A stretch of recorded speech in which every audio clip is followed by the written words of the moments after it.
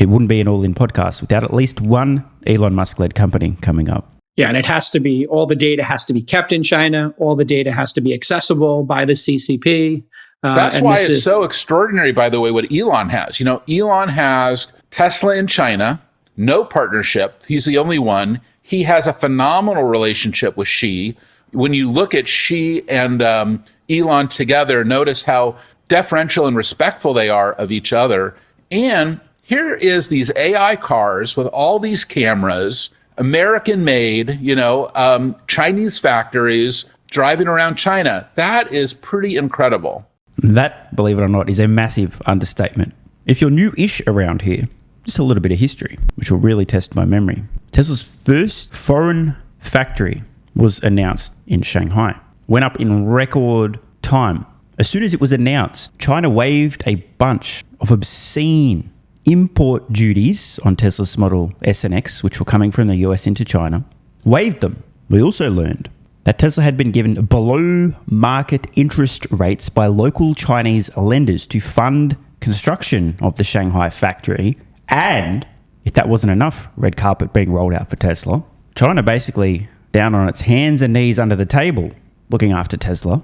The first foreign automotive manufacturer to ever be allowed to build a factory in China without being forced to do a joint venture partnership with a Chinese company who would siphon off a huge portion of their profits. This was truly unprecedented. And at that point in time, about 7 years ago, it became evident that Tesla and Musk had an incredible ability to negotiate and sell. This was unprecedented. I repeat, factories announced. Import duties are immediately removed just for Tesla. They're offered below market interest rates on financing the deal by local Chinese lenders. And they're the first company ever to build an automotive factory in China that isn't Chinese, that is not also forced to partner with a Chinese company, a joint venture, and share profits. To pull this off was a remarkable insight into the ability to negotiate. Never before had this happened, and I don't believe it has since. Just keep this in mind as we lead up to the SpaceX IPO. The potential partnerships in the pipeline between SpaceX AI, Cursor, Anthropic, and potentially others. How do you think he pulled that off? Is that just a one-off exception? I think Elon's the greatest salesman in the world. That's how. I mean, that would be accurate. The cynical take on it, Chamath, would be they wanted him there and they wanted to study the company and the innovation, and they have now become the biggest competitor with their EVs. And so it is a pretty co-opetition, I guess. It would be the cynical way to look at it. Cynical? No. Realistic? Yes, I said as much at the time. Obviously, the CCP wanted Tesla in China for many reasons. Number one, it's a flex. Rolling out the red carpet, opening the door for the world's leading electric vehicle business. A flagship announcement, the best in the business in China, their first foreign factory in China. Massive flex. Another reason, excellent opportunities, jobs for Chinese, hardworking. Another major reason was to light a fire under the Chinese EV industry. Let Tesla in. Let Tesla embarrass your engineers. Nothing drives innovation like fierce competition. And yes, of course, you might learn a couple of things from Tesla. You might be able to hire some of their former employees. This will help the entire industry. All true, all obvious, but this changes nothing. The reason this happened was because Tesla was the best, still is the best, giving them massive leverage. Being the best at anything, not just in business, in life, always creates massive leverage. If China wanted the best electric vehicle manufacturer in China, only one company fits that description, Tesla. There was no second choice. You want the best, it has to be Tesla. So Tesla has all the leverage here. Of course, there's definitely no parallels between that and what's happening now with SpaceX AI, the IPO, orbital data centers. I'm definitely not suggesting that should a company that isn't SpaceX AI wish to massively and rapidly scale their AI compute faster and larger than anyone else, they'll only have one choice, which is to throw money at SpaceX AI, have them build terrestrial AI compute, and then also invest heavily in orbital AI compute. That's definitely not what I'm suggesting. Dramatic pause. But what I am saying is, if you are the best, you have all the leverage in a negotiation. In fact, if you are good enough and you have enough leverage, the rules will change for you. We saw that example with Tesla in China. The rules changed. The import duty removed. That was a rule change. CCP forces local lenders to give Tesla financing below prevailing interest rates. That's a rule change. And they're the first foreign auto manufacturer to not be forced into a joint venture partnership with a local Chinese company. Also, a rule change. Let me give you guys a more relatable example. Imagine you're a gigachad. Actually, you won't need to. Everyone watching this channel is obviously gigachad. Big brain, big dick, big bank balance, absolute G, confident, driven, smart, the absolute best of the best. You have no competition. And you will know from your personal experience, since you are in fact a gigachad, that unlike a normie, women will change their rules for you. Want a couple of side chicks? Your main chick knows about your side chicks? No problem. She knows that that's par for the course. She will change her rules because she knows she's with the gigachad. You have all the leverage. She wants to be with the gigachad. Them's the terms. In this example, Tesla and SpaceX AI are the gigachad of gigachads. Zero competition. All the leverage. We will see deals so favorable, especially after SpaceX IPOs, that people will scratch their head and go, how the fuck? Because they don't understand leverage. Of course, it's not just leverage that is necessary. But if you have leverage and you don't negotiate, you don't sell, you don't get incredible terms. This is why it's so important to look at history, Musk's track record, for a peek into what might be around the corner. The guy can negotiate. He can sell like no other. I want one of those new BYD Golf, what do you call those with the doors that flip up? Gullwing. I want one of those Gullwing BYDs. They have some cool cars. Have you seen those? They're cool, but they're not safe. They're incredible. Yeah. Hey, well said. Jason gets it. Straight up. They're cool, but they're not safe. Now, I'm no BYD hater. They are the normie, as opposed to Tesla, the gigachad. They do make very interesting products. Great prices, although they're not making money selling them, so there's that. But Jason does have a reasonable point relating to safety. We already know Tesla makes the safest vehicles by miles, hands down, no contest. Lowest probability of injury, very low probability of a collision at all even taking place. The active safety features, I won't rehash this. It is worth noting, however, that there are many vehicles that BYD produces in China that probably would not be allowed on roads outside of China after going through safety testing. They're talking in this, they said they're talking about bringing some of those cars to the US. That would be incredible. Would hollow out the entire automotive industry here if we had $20,000, $30,000 cars from China. It would be the end of the US automotive industry overnight. On this point, Jason is 100,000% correct. Now, personally, so what? I'm strongly opposed to the idea of preventing products entering a country simply because local players in that country are incapable of producing comparable products for comparable prices. I'd much rather see the chips fall where they may. But Jason is correct. If BYD were to begin selling vehicles, at least those that are roadworthy and can pass safety tests in the US, built in China, around that $20,000 to $30,000 price point, the legacy auto industry in the US would be abso-fucking-lutely cooked. Although they're already cooked, but I think this would just turn up the temperature quite a bit. Back to the topic of leverage, negotiation, and selling. Here's a clip from the Moonshots podcast. All right, two quick stories in the chips and data center front. Elon's Terafab is got an astronomical price tag. The cost could be as high as $119 billion.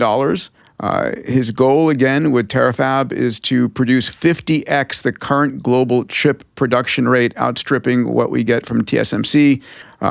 Intel joined in April. And, Elon's been saying to Samsung and to all the chip manufacturers, give me more, I'll buy everything you give me. And he said, you're not giving enough, I'm going to go and build it myself. Of course, Elon today is in China with President Trump and Jensen and a whole group of individuals in the middle of negotiation. So, Trump, Musk, and NVIDIA's CEO Jensen Huang in China. Probably nothing to see here. Definitely nothing to do with Terafab. Let's move on.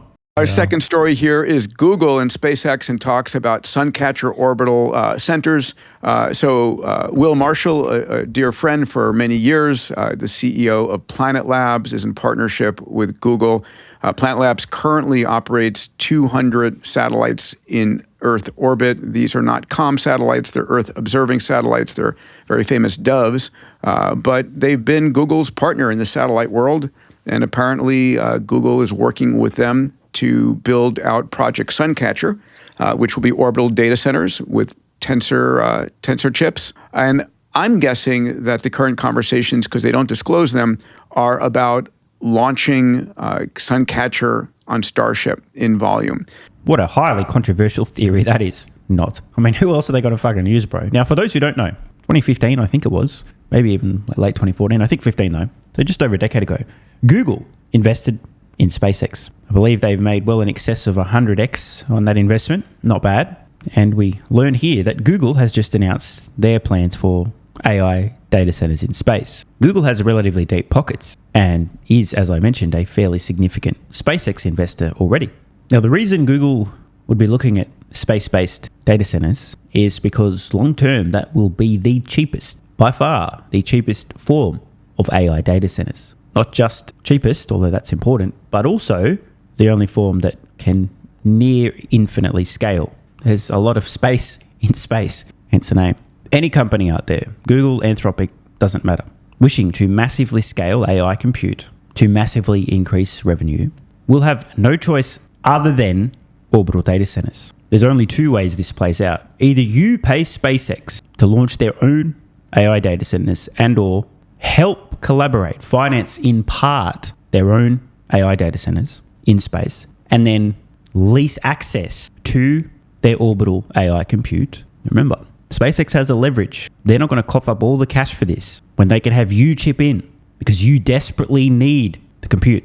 Option 1, help fund SpaceX's build out of their own infrastructure in space and then pay them for the privilege of accessing a portion of this. Or if you have very deep pockets and you happen to have your own AI chips like Google, you could in theory build your own satellites, or maybe just build your own AI chips and then maybe SpaceX can put them in satellites. After all, they do have manufacturing expertise. But guess what? You still need to launch them. And who's going to launch them? Well, there's literally only one company that can do that at reasonable scale, at a reasonable cost, SpaceX. So you either pay SpaceX to help build out their own infrastructure and then pay to access it, or you pay SpaceX to launch your infrastructure. Every step of the way, SpaceX is going to have hundreds of billions, then trillions of dollars thrown at them from desperate companies where SpaceX has all the leverage. So picture this. Google slides into SpaceX's DMs because Google really, really wants to get into bed with SpaceX. They need SpaceX. Anthropic has also slid into SpaceX's DMs. In fact, the first message was a bunch of nudes. They're really, really, really doing whatever is necessary to lock down this gigachad known as SpaceX. SpaceX has DM after DM after DM of very thirsty, very desperate AI companies who will do just about anything to score a little bit of AI compute to secure their future. SpaceX has unlimited interest from unlimited suitors. Google says, hey, SpaceX, we would really like to be with you. We want to partner. We will do anything. SpaceX says, okay, that's cool, but we've got a bunch of other AI companies in our DMs as well. So, babe, you know what that means. We are not going to be in an exclusive relationship. There will be other AI bitches on the side. Lots of them, in fact. I'm telling you up front now, them's the terms. If you don't like it, great. Go find... Oh, wait, you can't. It's literally me. Oh, that's right. I'm a gigachad called SpaceX.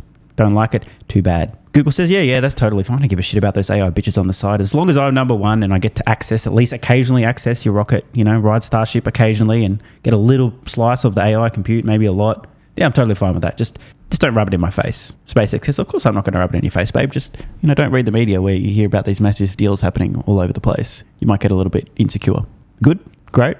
Awesome. So you guys do get the point I'm making, right? SpaceX has unbelievable leverage here. There's no alternative. If you want to massively scale AI compute, forget the cost, even though it's also going to be more affordable for orbital AI data centers than terrestrial-based very soon. Forget that. That's an added but unnecessary bonus, irrelevant to the thesis. If you want to massively scale AI compute as fast as fucking possible, the only choice you will have is orbital data centers. Either you build them and have SpaceX launch them, or have SpaceX build them, you cough up most, if not all of the cash, and then pay SpaceX for the privilege of access. This is the leverage that SpaceX has. There is no other gigachad. There's no alternative. You either agree to the terms that are offered by SpaceX, or you wonder what might have been. Want more content?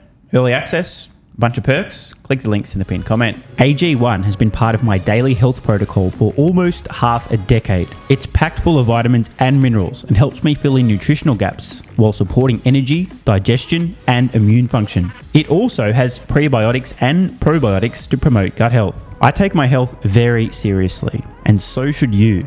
Try AG1 today by visiting drinkag1.com/SMR or click the link in the pinned comment and enjoy a free welcome kit with vitamin D3 plus K2 and AG1 travel packs. That's drinkag1.com/SMR.